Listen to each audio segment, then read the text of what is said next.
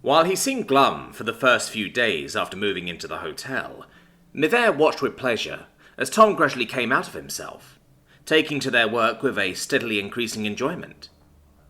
The pair had taken to speaking Vatiqueur almost constantly to prepare him for a life on Schill and the demands of teaching as they established morning lessons. True to his word, the first trip Tom had planned took them to the far side of the planet on its southern hemisphere. After morning lessons, the next 4 days were consumed with obtaining books and material about the Aboriginal culture. Mivert pored over an incomprehensibly rich oral tradition of astonishing depth and age, to the point where it seemed like being assaulted with a fire hose from the well of knowledge. Their trip to Ayers Rock brought her wondrous vistas to capture for the Academy Film Collection, but it still seemed inconceivable for a human culture to extend beyond the furthest recorded histories on Schill. There's just no parallel, Tom. How can they have oral traditions going back 50,000 years? There's no record of anything like that in the known races. It just doesn't happen. Tom shrugged as she loaded their last bags into the transport. I don't know how, but I know it is. Stories are being power for humans. Our scientists checked. These stories are old in geologic time, but they are true memories. You wanted to know in contrasts in humans and Shorvanti so we can understand each other? He reached over and smiled, squeezing her hand as she helped him inside. That's why I started us at the beginning. Time seemed to pass much too quickly as the weeks went by. For Mivert, Earth began to seem like a whirlwind of dozens of planets instead of one. Tom's expeditions took them to every landmass on the planet, with trips to historic sites on some weeks. Other excursions took them to universities and museums, where Tom had arranged for her to speak with local professors and view the collections Tom felt might be important for her.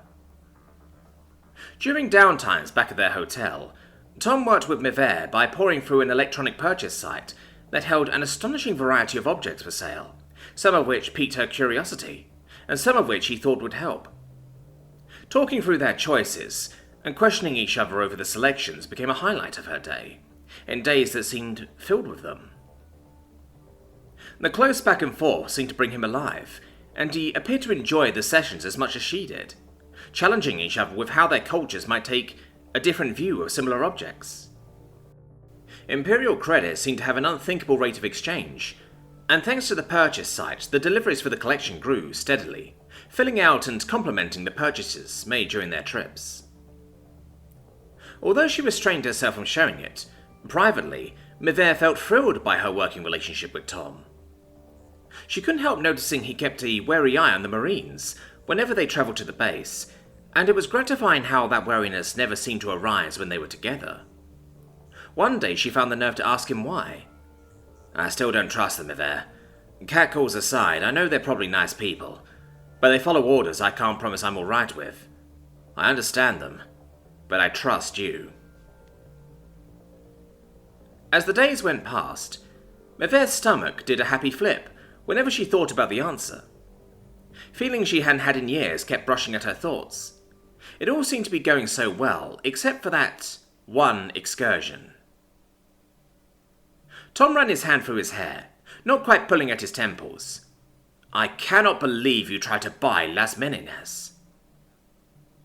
Mivert pouted, feeling a bit defensive. You said it's an important painting. You showed me how it represented a significant development in Western art, and that art is very important to humans. Yes, it is. And we're buying a lot of art and antiques on eBay, but you cannot buy Las Meninas. It's a national treasure, he hissed, whispering as they worked their way out of the museum, looking left and right at the locals looking curiously back as they made their way out through the galleries. She sniffed at that. This is all part of the Imperium. If there aren't nations anymore, how can it be a national treasure? I was making a perfectly reasonable offer from one institute to another. Alright, so it's a cultural treasure. I thought the curator was going to have a stroke. Tom closed the transport door behind them, still insisting that she get in first half the time.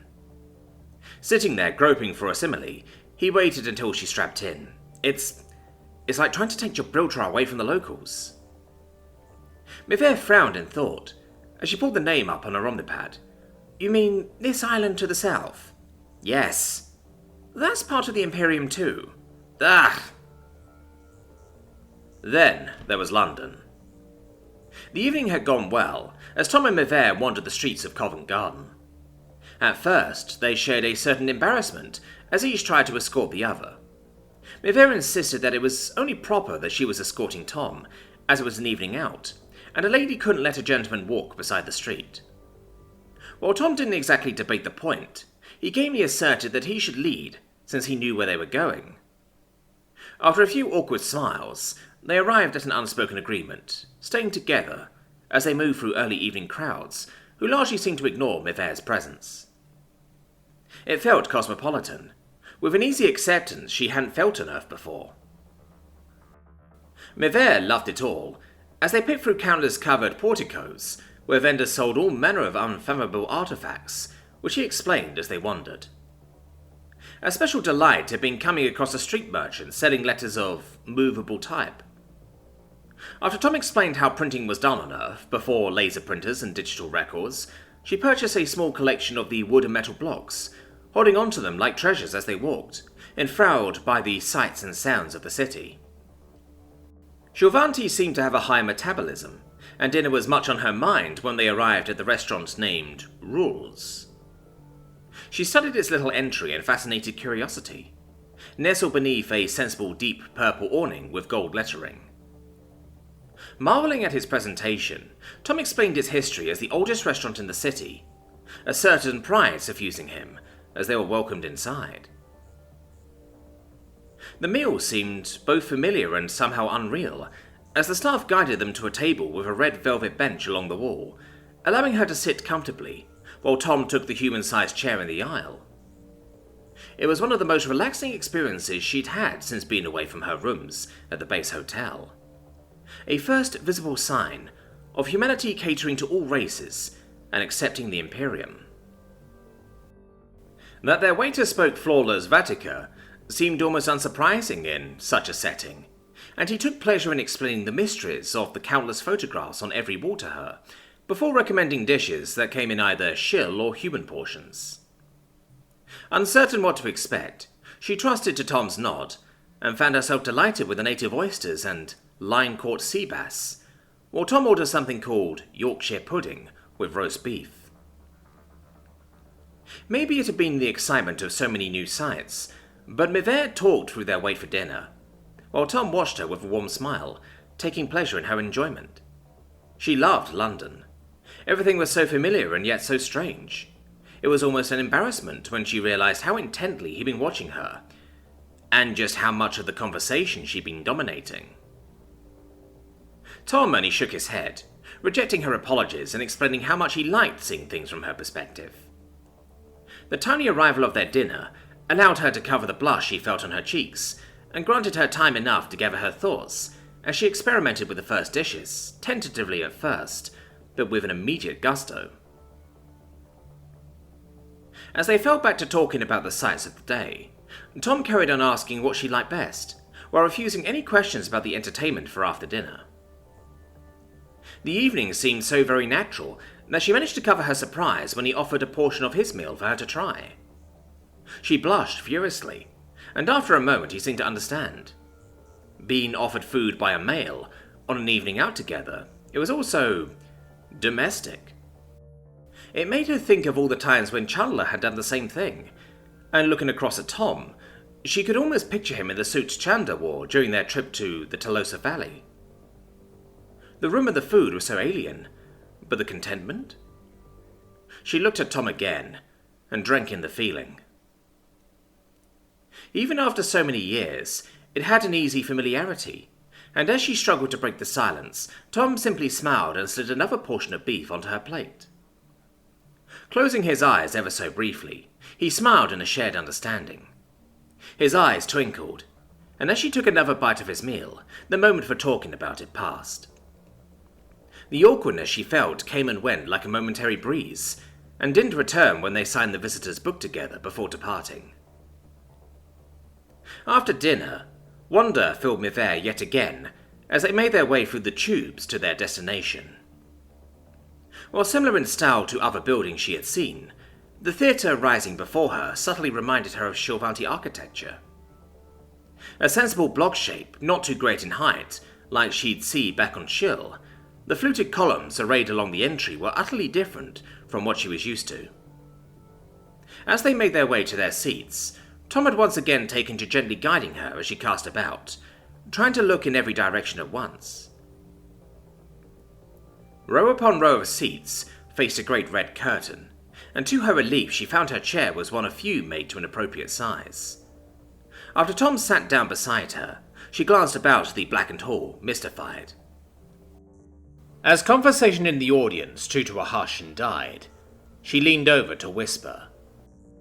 "So the sign said it was Her Majesty's Theatre, and you said it was for a queen of this island, but I don't understand the curtain, and why is it so dark? Shilvanti performers don't do things like... What did you call this performance again?" "It's called The Phantom of the Opera, and just watch," Tom whispered, as the curtain slowly drew aside, revealing a group of humans dithering about some sort of sale.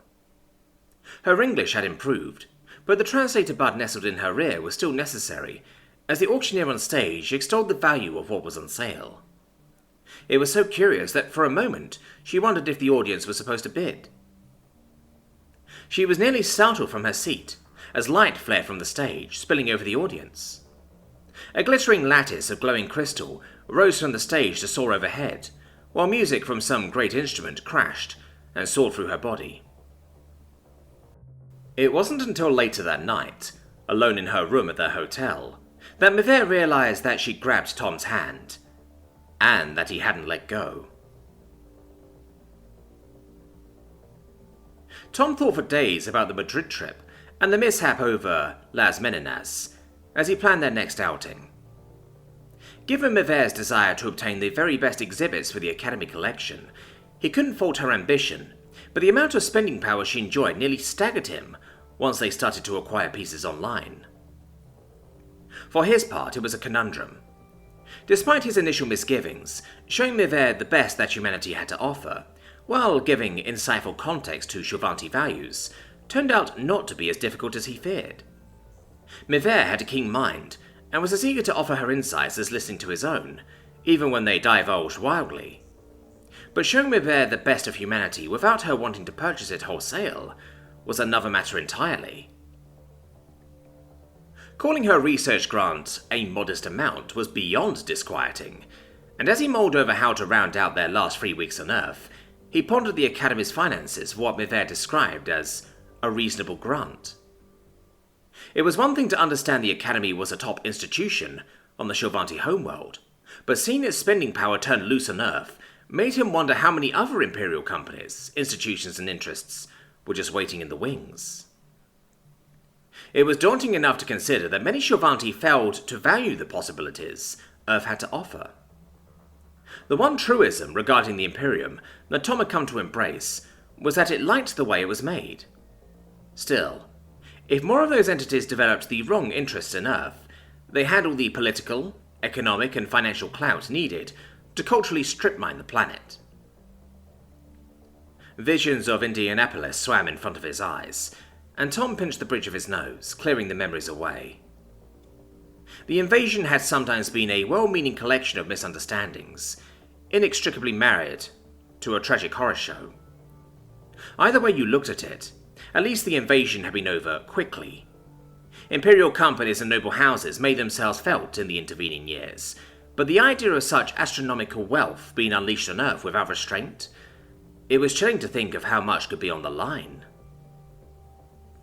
Mother of God, how do I make these people understand us without crushing us? He whispered. There must be some way to explain our values without turning us into a tourist attraction or a vending machine. There has to be. Having spent time explaining the difference between Eastern and Western culture to Mivert, Tom decided Japan would make the ideal penultimate visit, but he still wasn't sure how to give it the right context. He stared at the screen, desperately hoping for answers as something tugged at his memory.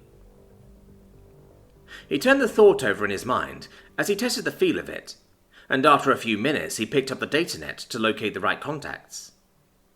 Working with the sector government would be easy, and they should have all the right contacts to make things happen.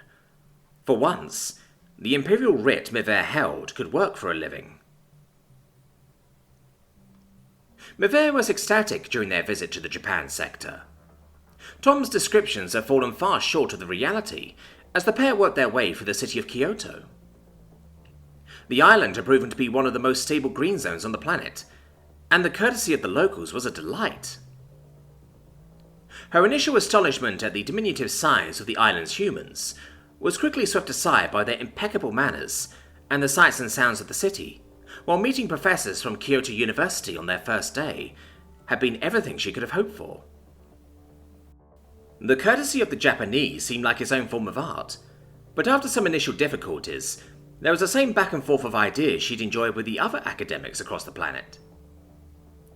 Perhaps it was simplifying matters, but it seemed to help that the local humans shared an imperial culture. The sector government was under full control, but the Japanese imperial line had survived as a cultural institution courtesy of the Empress. It was a nod to form rather than function, but the act bridged a cultural gap that had allowed the sector to gracefully transition into the green zone it had become. Goddess, if the rest of the planet had been this accepting of the Empire, I might not even have needed to teach a class. For all she'd enjoyed the visit, Tom once again refused to give away details on their itinerary. His smile had been indulgent, but he wouldn't give up a crumb of information. As they met over breakfast for the second day, she was ablaze with barely contained curiosity. So, now that you've given directions to the driver, can you finally tell me what we are going to do? Tom settled back in the seat next to Mivere and rewarded himself with a very lingering look at her. Mivere's beauty had stayed on his mind from the first moment he'd seen her. She wasn't one of the young marines hanging out in town. She was about his own age, with more than enough style and grace not to come off like a horny teenager. A hot-as-hell woman his age, who didn't come off like a horny teenager. Looks aside, from the moment she pressed into the room, he'd been struck by her intense energy. Despite their language barrier, he hadn't missed the ways in which Mivere seemed like a natural force when she was in motion. The memory made him smile, as he gazed back into her golden eyes, took in the long ebony hair that had wreathed her face, and noticed the expression of a tall, purple Amazon, who seemed ready to strangle him. All right. I wanted to save this for a slow reveal for the next 3 days, to put that business from Madrid behind us. I've arranged for you to meet with a group of Japan's Ningen Kokoro. You could call them living cultural treasures. The actual term means preservers of important cultural properties, but I think living treasures works better. Tom's Vatica was excellent now, but she groped for how to make what he was saying connect in her mind. I don't understand. So these people are like... No, I'm sorry, explain, please, she said, after trying to work for the idea. Well, living treasures are people. There are just over 100 of them, and they're recognized as living embodiments of culture for the Japanese people. As masters, they preserve their respective traditional performing arts and produce traditional crafts in the way that's been handed down for centuries. It's like the human value for art is fundamental to their culture, sort of like the Shovanti reverence for tradition. That sounds lovely. You haven't shown me anything quite like this since the trip to Australia. Tom raised an eyebrow as he leaned over to look out the window. I suppose that's not a bad comparison. 2 very different human cultures, but they both revere their past as being a vital part of their present. I suppose sometimes I get so swept up in showing how different humans can even be to each other that I didn't always point out our similarities. Still, that's not the best bit. What do you mean? This sounds fascinating. What else is there? Well, I had a word with the Ministry of Culture. It survived inclusion into the sector government once the Japanese explained its purpose, and the minister said she's very honoured to provide you with examples for the Academy collection so they can share Japanese culture directly with the capital on Shill. Mivere's hug as she grabbed him was strong, intense, and all too brief. Tom felt like he was going to be crushed as she gave up all normal reserve, but she released him just as quickly, excitement turning to shock as she turned 3 shades of blue. After all the conflicting stories about Earth, Mivere didn't think the Japan sector could easily be explained to the AYL faculty. Her initial impressions that the sector possessed a kindred spirit to Shill had gradually turned into something impossible to easily define. The abundant energy that humans shared across Earth seemed more impassioned there, more channeled. The living treasures she met shared a quiet focus for perfection that somehow bordered on the spiritual, and the graceful execution of the work she saw was wondrous to behold. The afternoon of their last day was humbling, as she met with the diminutive Japanese woman acting as the sector's cultural minister. Mivere nearly shrank away, just to stop towering over her. Nevertheless, her uneasiness passed once they were seated, and Mivere worked at maintaining the intensely reserved manner Tom coached her on. Still, Mivere was effusive with her thanks, as she was presented exquisite examples of pottery and lacquerware for the Academy, as gifts from the sector and the University of Kyoto. Minister Arata-san, I want to thank you for your kindness. When I return, I'm going to ask that our Academy extend an offer of sisterhood to the University of Kyoto. I am certain they will accept, and I have every hope it shall last far into the future. For reasons only linguists could explain, Imperial Translator seemed to work far better with Japanese than English, and the minister returned a small smile of her own.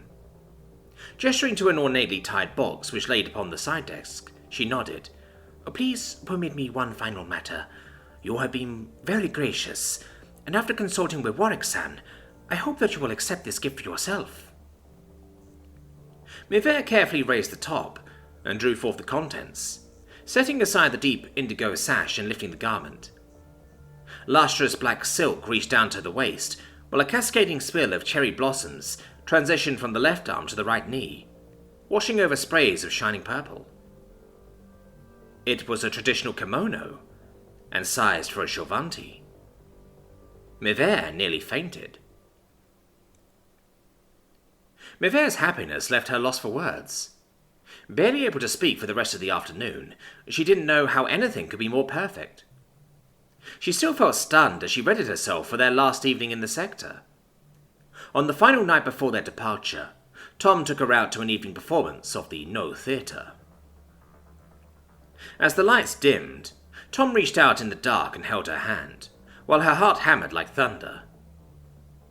Mivere managed not to be frozen in place by the intermission. Given the size of his new salary and his new job, Tom had taken a hotel room on the base near Mivere's. Much to her relief, keeping an eye on her native guide had been just a trick Mivere needed to escape staying with her niece, Olea. Far too much to do. I have a guide now and mustn't waste the Academy's time, dear. Mivere cared about her niece, but Olea was best taken in very small doses. The final days on Earth sped by, with lessons on Tom's spoken and written Vatican every morning. Afternoons almost felt like a holiday, with forays to some of the more substantial human museum purchasing any remaining curios Tom felt might complement her class in comparative Shill Earth history. Thankfully, her Imperial writ made base transports available without charge, extending her budget beyond her best expectations. With little time left before that departure, the funds allowed her to make Tom an unexpected gift, and she almost felt giddy taking Tom to the tailor's just off base. As they strolled to the shop, she wondered how Chanda would have felt about her giving something so personal to another man. In her mind's eye, she could see him smile. For the first time in more years than she cared to remember, everything felt right in the world. Tom turned back and forth, examining the black garment, with his brilliant white piping critically in the mirror, while the tailor made alterations. The suits would be bespoke rather than something casually churned out of a fabricator. Even after exchanging the customary turtleneck for a black t-shirt, Tom looked wonderful, and it seemed within the bounds to keep an instructor from getting heatstroke. "So, this is the Academy uniform?" he asked, holding still for the tailor. "I thought that we'd just replicate something." "Isn't that usual?" Yes, but the AYL is important, Tom. We're particularly strict in our dress code, and I need you to look your best. All the staff needs to. Even with the regulations being enforced so firmly this past year, there are still ways people can tell who has something just a bit nicer. You also have to remember the students are nobility, and there are expectations for the faculty. People take notice, trust me. Sure, but I could pay for some of this on my own. You've been paying me with short credits ever since I agreed to take the position. Besides, I still don't think you understand just how high the exchange rate is. I'm beginning to, but please, just one gift from me for all you've done. Tom thought it over and smiled. Really smiled at her then. Thank you. This is wonderful, and I can't tell you. It's been a while since anyone gave me a gift, Mivere. No one's given me anything this nice to wear since... Well, this means more to me than I can say. Mivere's heart melted. Tom looked himself over a few more times and nodded. Well, I want to look my best for you. It's just odd how much I look like number 6. Sweet and sour chicken, she said innocently, before giving a mischievous chuckle. He joined in, sharing her laughter, and she loved that he seemed to do it more readily these days. Ah, obviously I need to take you to other places for lunch besides Chinese. No. It's an old story about, a man alone in a crowd, I guess. You don't feel that way now, I hope, she said, feeling a bit crestfallen. No, I used to, but not so often these days. I know the trip back to Shill is going to make me feel isolated at times, but I think I'll be fine as long as you're there. Her heart leaped at that, but she only smiled coyly. You aren't going to deny me dumplings for lunch, though. I love those. I still haven't introduced you to pizza or curry, really. Life wouldn't be complete without gelato or rice pudding, he said with a wink. You have to try new things. This from the man who insisted we ship a 3-year supply of coffee. Coffee. And I told you, it is a necessity. Anyone that says otherwise is either lying or not human, and I am nothing if not human. Mivere took one more long look over Tom's body as he faced into the mirror. That's why I'm here, isn't it? She was almost positive he hadn't caught her looking. True, true.